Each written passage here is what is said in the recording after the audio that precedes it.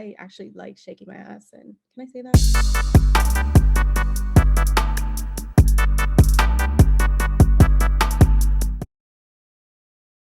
Hello guys and welcome back to my channel. My name is Shakara, but you can just call me Carol. I've started a new segment. This is a new project that I have been working on that I'm really excited about and nervous about for some reason. It is called The Conversation, and I did a couple of videos like this before, but I was by myself. So because that didn't make any sense, I decided to get some people to talk with me about some things that I care about. And today, I'm going to be talking to some creative people like myself. I'm going to be talking to some artists, visual artists, musical artists, and yeah, let's get into it. Hey, hello guys. Oh.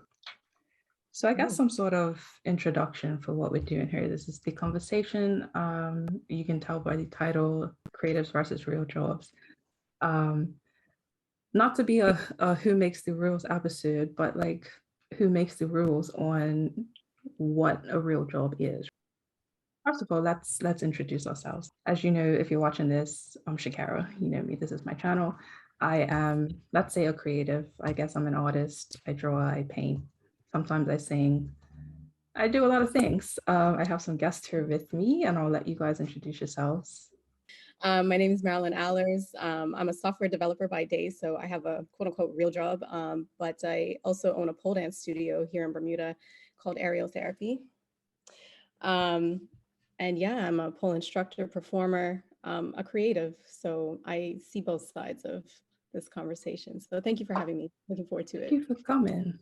And my name is Nkosi, but my stage name is Dakari Love. I'm a singer, songwriter, performer. I do it all, creative, director, and I also work as well. So I guess I also fall under both categories in this conversation as well. So yeah. So I guess my first question is, what is the definition of a real job? Like, what makes a job real? To me, a real job is something where one that you fully love, or at least something that you are interested in, and something that is, one, paying your bills, two, taking care of you, and three, creating that generational wealth for those after you as well, and with you, your family. That's what a real job is, and I feel like everyone, or most people, I guess, believe that a real job is something that that you do day to day, that it's normal, like working. I don't know, it's a little touchy, but it's basically like, to me, a real job is something that you fully love and that you're passionate about, and that something that basically takes care of you for not just now, but for life, a long time. Went Yeah. deep, Yeah. generational. Right. Those are important things. I think a real job is anything where you are exchanging your labor for compensation. Yeah. Labor can be physical, it can be emotional, it can be mental, it can be a number of different things. And then compensation doesn't have to be monetary. And I think people lose sight of that. So both of my jobs, and I have other jobs as well. I'm a mother, I'm a wife, those are jobs. But not begrudgingly. I'm not saying that begrudgingly at all, but work, it's work. Yeah. Right. And I think that's where I got the idea for this whole conversation, because as creatives, I have noticed that, at least in Bermuda, it's often looked at as just a hobby. Like when I've been drawing since I was in middle school, and I was always encouraged to get a good job so that I could support my hobbies. But I wondered, like, why couldn't this be my real job? Like, why is doing what you love or what you're passionate about not seen as real? Especially if you can actually make a living from that. Like, why do you have to go to a 9 to 5? Why is a 9 to 5 only taken seriously as a real job? And I guess my question is, have you guys ever experienced that? Like, did you experience that coming up? If anybody asked you what you wanted to be when you grew up and you said something more along the creative side, that it was kind of dismissed and you were pushed to get a real job. Like, have you ever been through that? In some ways, at least for me, because I've always been a big dreamer. So I've always had big aspirations and dreams for myself as a young kid. And I still do to this day, and I will always stand on that because I know what I'm capable of, I know what I can do, and I know what I'm also capable of doing more, also as a kid, for me, it was never like shunned down upon me, like you can't do this. It's always been instilled in me, like, you can do whatever you put your dreams and hopes to, but it all comes down to sacrifice at the end of the day. I feel like when it comes to in work, because if you really want something, you really have to work hard for it, but I guess for me, at least as a performer, musician, entertainer, I was always in the theater, music. For some reason, I guess people feel like that doesn't always pay the bills. Like, I don't know, I always feel like it was instilled in them from a young age that you have to have a regular 9 to 5. You have to work a regular job. If that's, like, I feel like people are always scared to lean more on their talents and what God has truly instilled in them. It's a little hard for me to say, and I guess that's why I'm a little jumpy right now with my phrases, because this has always been a touchy subject for me, but that's how I feel. And did you have that experience as well, Marion? Not really. I grew up in like a Guyanese household, so it was always drilled into us as children that you had to pick a good career, you had to pick a good path, and the artsy fartsy stuff was never even a thought. I've always loved to dance. Like I love singing and dancing and things like that. I'm not a singer on Dakari Love's level, but just I've always appreciated the arts. I appreciate visual arts, but there wasn't enough value placed on that in my household growing up. So, those things weren't really starting. I didn't really start to embrace those things until I was a lot older, embrace it within myself. And I kind of look back and not, I don't, I'm thankful for my upbringing because it's made me the person that I am today. But if I had embraced these things sooner, I always often wonder what I would be, instead. I mean, I enjoy my career path. I love the technology field, but I always wonder. So I like that I'm able to embrace both sides, but I'm really gone full in on this pole dancing thing because I feel like it's an unrealized dream, I guess. Not that I dreamt of being a pole dancer as a child, but just embracing that creative side, that aspect of my creativity. Yeah, it's an art form, you Yeah. appreciate it as you look at it that way, rather than it from the, I guess, sexual form. And Oh, yes, you can also embrace it. I like Exactly. I like the ratchet. I like all aspects of it, to be honest. And Okay. I think it's very interesting that you said that because I had a conversation with somebody yesterday saying, "Oh, I don't look at it like that. I look at it as art." But I'm like, I actually like shaking my ass. And can I say that? Hey, but that's an art form Yes. too. Why is not shaking your ass an art form? Yeah, like why can't it still be art art? Two is things can be beauty. true. Yeah, Exactly. yeah. But yeah, I can definitely relate to you on that. Because in my household as well, it was also like a normal career. Wasn't a musician. You performing and you going out and modeling. I'm also getting into modeling now. Like I want to go out there to the UK and do my thing, and I will soon. But it's just right now working and working a normal 9 to 5 is just it's what keeps us surviving in Bermuda right now in this climate, in this day and age, and the music industry isn't what it used to be in Bermuda and how it should be, and it's just it is what it is. So yeah, it's a long time running, and I feel at least confident in what I put out and what I do and what I can instill in the community. And it's just it is hard. I can say at least for me as a musician, working and also trying to balance those two lifestyles because it is very tough.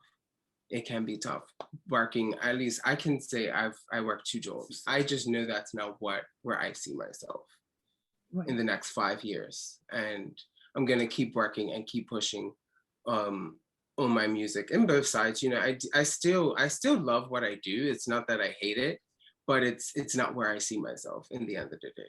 So, Marilyn, you said that you love the quote unquote ratchet side of Pearl. How do you feel about the stigma that comes with that? And like what kinds of, I guess, negative stereotypes have you had to deconstruct or counter? Um, Stigmas, they're attached to everything, especially in tiny, very conservative, very Christian Bermuda.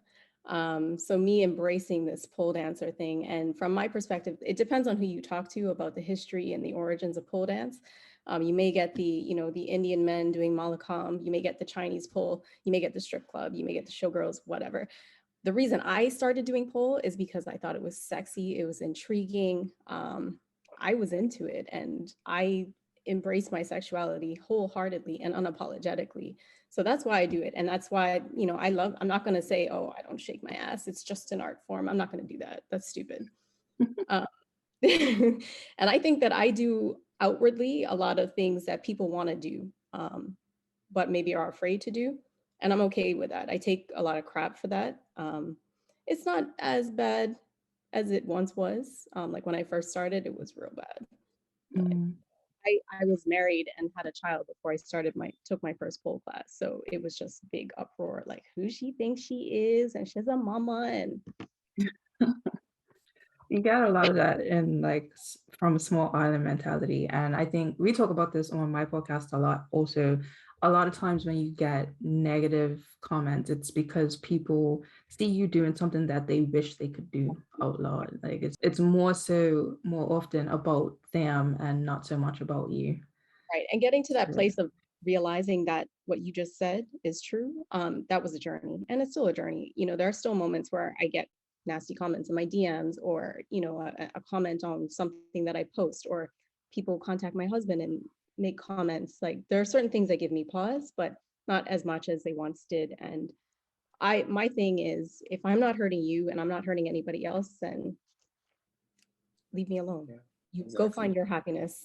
exactly. And our basic motto over on the podcast is mind your business and leave people alone. Words to live by.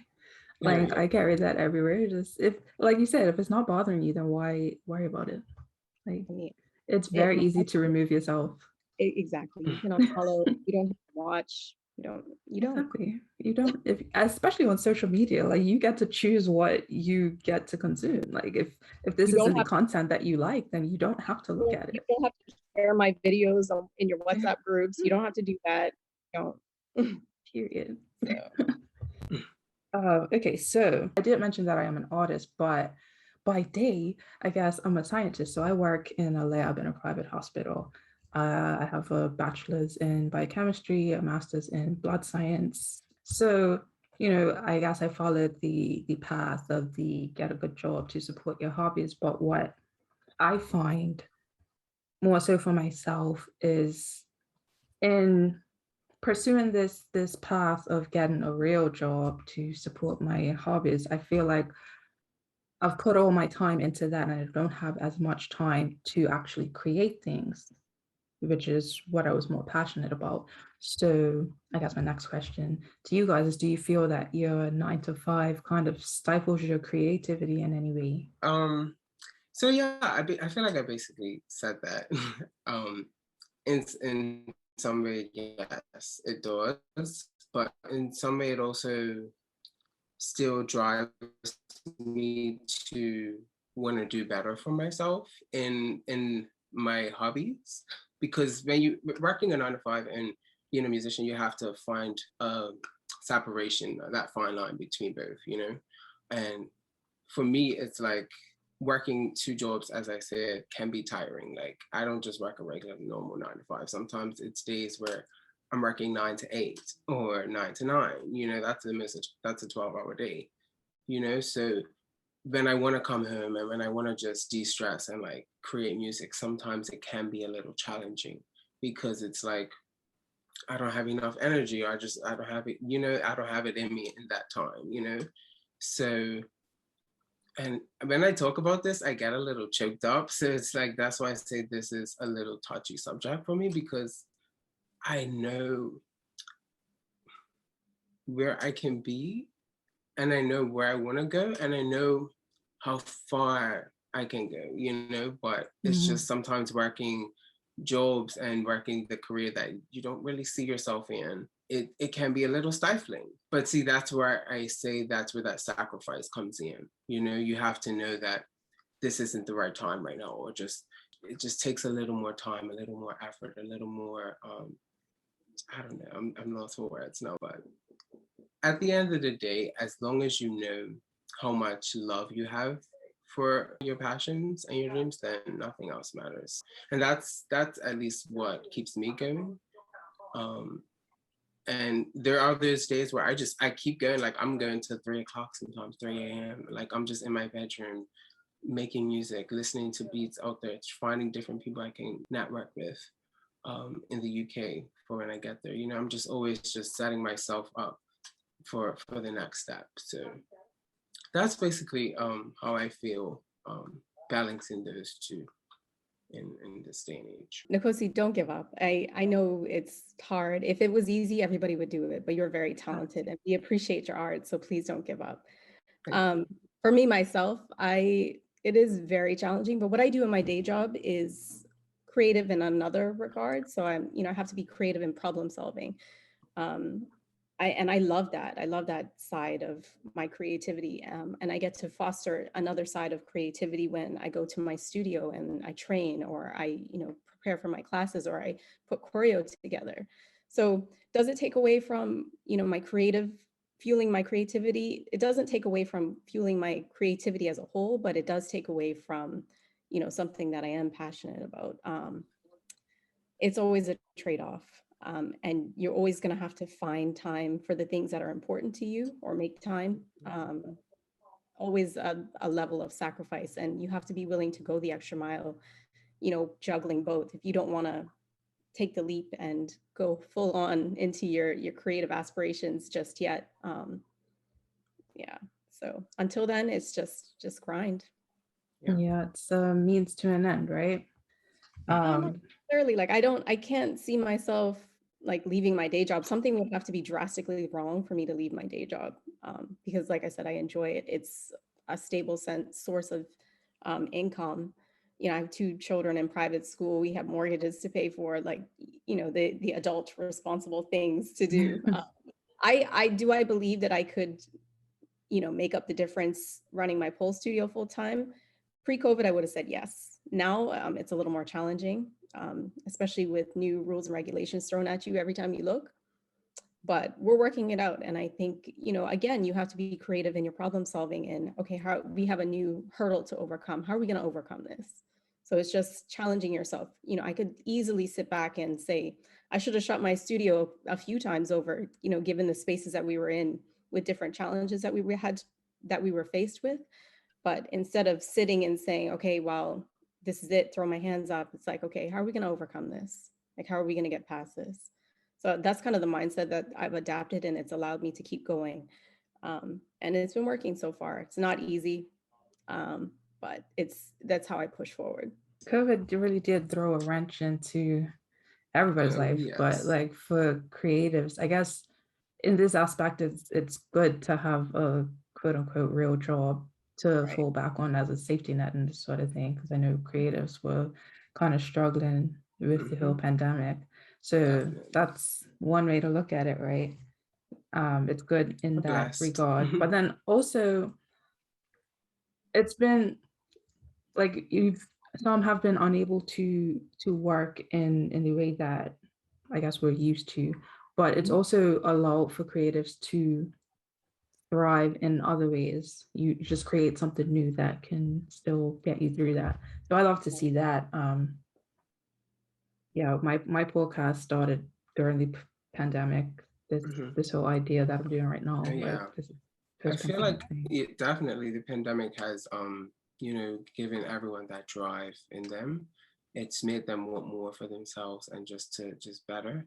And I love to see the creativity coming out of this pandemic, like in all areas and Mhm. aspects of life. Like it's just brought so much beauty out of everyone, and it's just I love to see it. I Yeah. really do. Truly. It's really made everyone like quick and really like on their feet. Like what can I do? It's just it's inspiring, really inspiring. Even your Bermuda Festival performance, just forget Thank my you. life. I put my all into that. That was a big moment for me this year.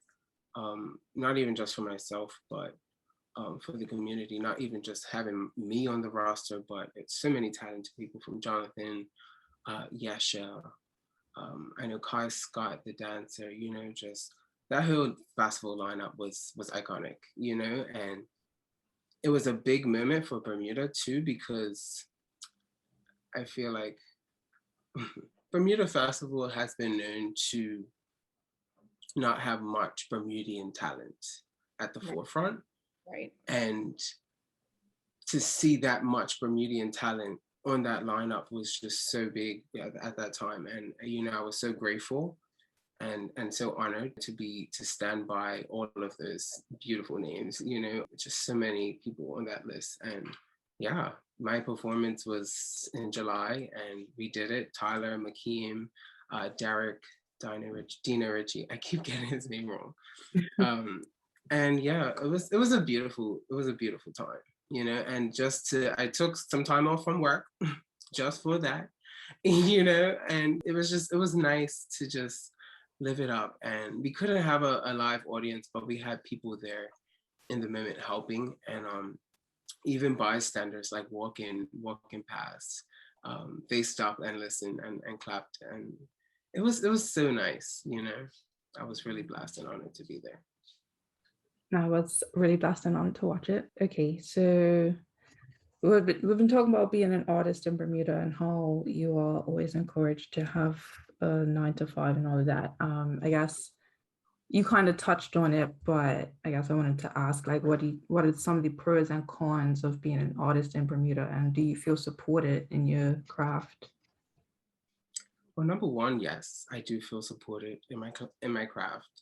The support in Bermuda right now is tremendous. Like, everyone is supported. I feel like I hate to say it, but the pandemic is what really made people realize, like, that support, not even just the artists, but everyone, like Mhm. businesses, small businesses, everything. The cons is more so it's just very limiting, I guess. Um, it's a small place, very small island, so you're very limited with, I guess, creativity. The island itself, though, it's what inspires a lot of creatives here, though. So that's the pro, but I don't know. That's a Mhm. tough question. That's a really tough question.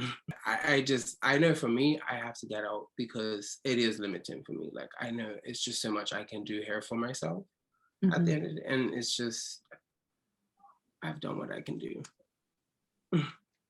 And now I have to spread my wings. I got to, I'm ready to go.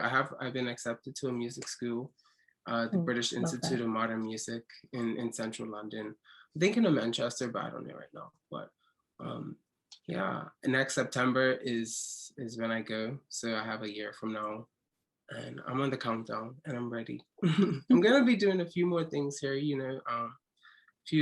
I want to do like one last show, so I'm working towards that. But yeah, And congratulations on Yes. your acceptance. thank Well you. done. For me, the pros, I would say the support is phenomenal. There's a huge sense of community, and it's Mhm. growing within the pole community here.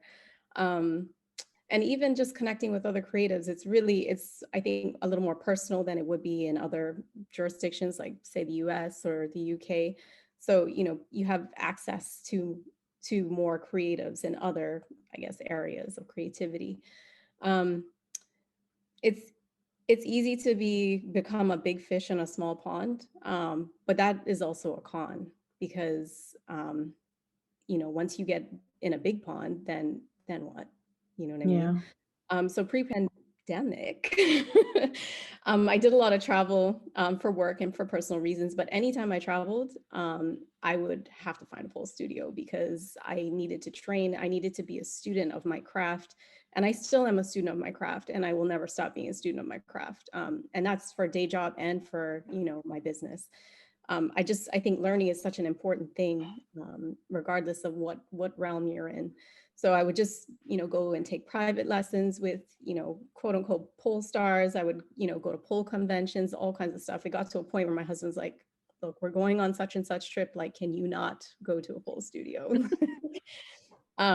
But that was just part of me just, sharpening my skills and staying up to date so that when people come here from overseas, they want you know they want training at a certain level, and we do get a lot of overseas clients, um, that it's on par with I guess the world stage, and to make sure that I'm communicating that information to my student base here so that when they travel, they're not the ones left in the dust. They can not compete, but I mean, there are pole competitions, but they can keep up with people when they travel and things Mhm. like that. So, That's really good. yeah. Well, that's really smart to actually like speak out what you know because I know like in any not like even necessarily creators, but like when you get the to be the best or one of the best in such a small community, it's it's difficult to grow It can because like while be. there's more out there, like you're not the best in the world, but like if you're based in this small island and you are at the top of your craft, then there's no real challenge for you. So you Right. would have to leave. I never want to become complacent. I never want to be, Mhm. I want to always maintain a level of humility to whereas, I know that there's always more to learn. And I mean, I know that regardless, but I just, want to keep that in the forefront of my mind and not be content with, okay, she's the best at doing a jade split here. Okay, what else can she do type of thing. That's me for Yeah, myself. yeah. I think Yeah, it's important to maintain that mindset. Like definitely. the fact that like as much as we love Bermuda, like that's home, the fact is if you want to have a greater reach, if you want to get better, if you want to improve, you may just have to leave. And that's not to say that you'll never come back, Exactly. but Exactly. you have to go out there and see what's Mhm. there and Right. improve. And I find that Bermudian creatives that travel or live away for a period of time and then come back home, they're better received. It's like this profit Yeah. from a foreign land thing going on. It Yeah. kind of sucks because, It, I'm like, you don't really appreciate the person when they're here, but they go away and all of a sudden it's like, yeah. oh my gosh, Yeah, I've noticed that as well. I And have. I have go as ahead. well, especially with some great names on the island. It's like Marie said, it sucks that it has to be that way because they're the same person, they're the same creative as they were when they were on the island. So what's Yeah. different? Okay, yes, a few, I guess, credentials and a few. They've grown more, yes, but what's different? You but know, It talent would is have been nice to talent, have that talent is support talent. before. And right? it's not Mhm. like we love to see that they're being supported, but I would love to see the support before they go, you know? Exactly. Because like that's the big thing, in North America, people ride for, people from their city, like from day one. So you would think Bermudians would be the same way, but it kind of Yeah. seems to be the opposite in a lot of cases, Yeah. all cases, because Bermuda is saturated with talent. That's one thing I'll say. And I've been saying this since I was young, be it creative wise, be it, intellect wise, Hmm. athletic wise. Oh So I, yeah. I grew up playing football and I spent my summers coming back here, spending with my grandparents, but I would always train with like Devonshire Colts or, one of the football teams. So when I first started playing in the women's league here, I played for PHC to start. I was all over the place after that, but PHC, and the ladies that I played with there, they would have run laps around my college men's team. And I used to train with the college team, the guys team, like just, just for extra kicks. Like I said, I'm always trying to sharpen my skills. So, playing with my teammates, training with them was great, but I would always get an extra push playing with the men's team. But the ladies here, talented. Like the footballers here, the athletes here, the artists here, like, and I feel like that gets overlooked and it's not fostered enough, and it's sad because Bermuda Yeah. is such a small island, and it's amazing that Bermuda produces such talent. Yeah. Yeah.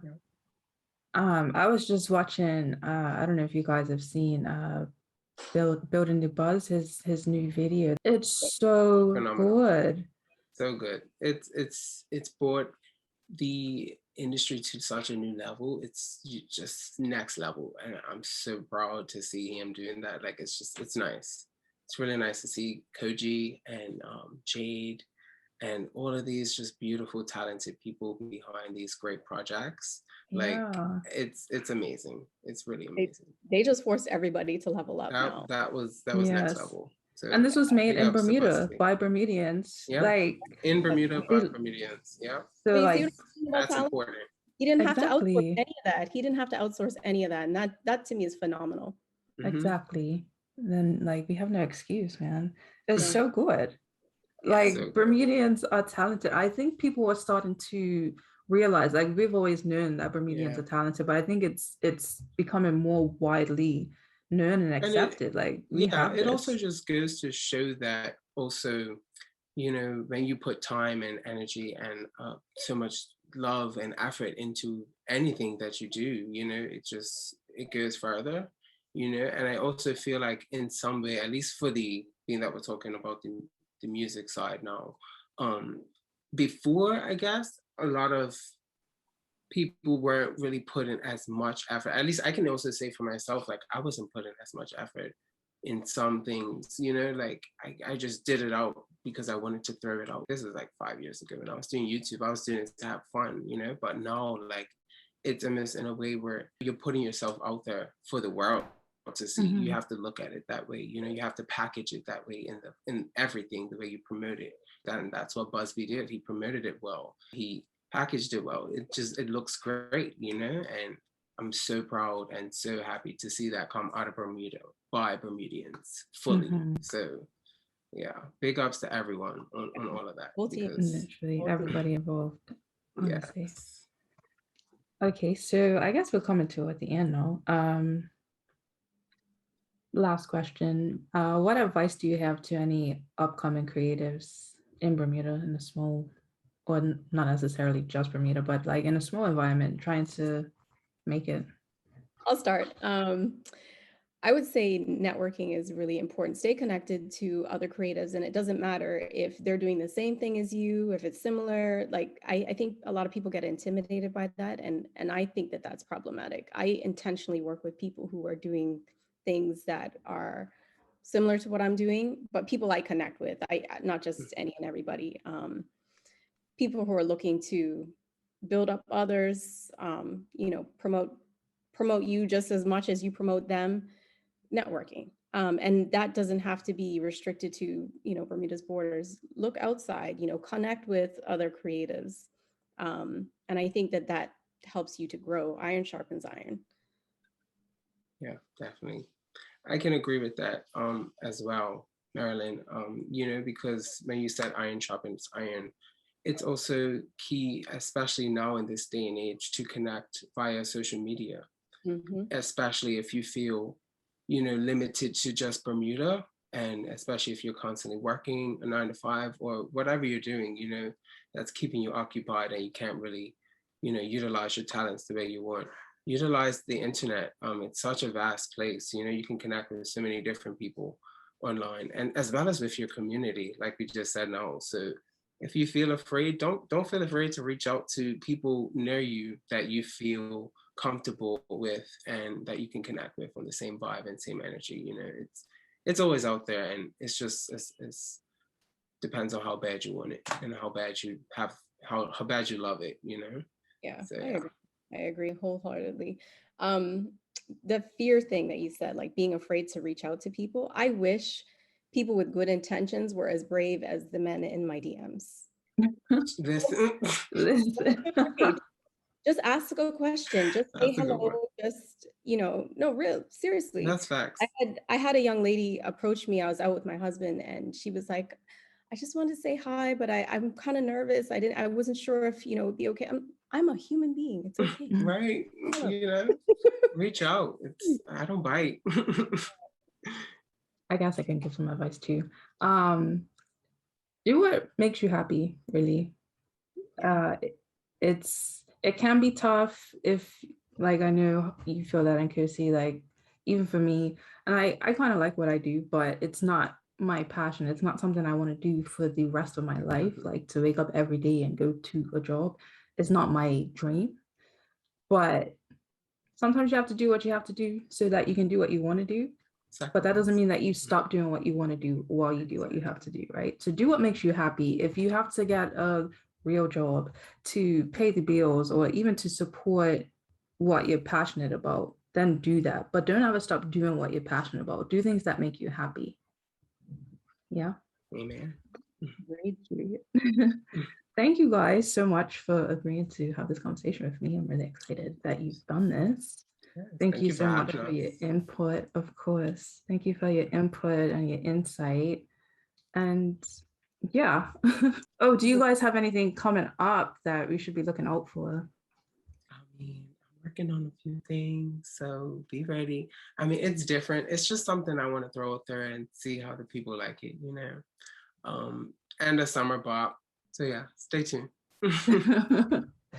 Yeah, I have loads of things in the pipeline. I would just say turn your notifications on, Mary Moves on Instagram, and Aerial Therapy for the business page. But yeah, do follow us. We'll keep people posted as we're ready to disperse the information. And I'm gonna leave it at that. Okay. Okay. Thanks again, you guys, so much. Thank you for this conversation. Appreciate it. Yeah. Thank you.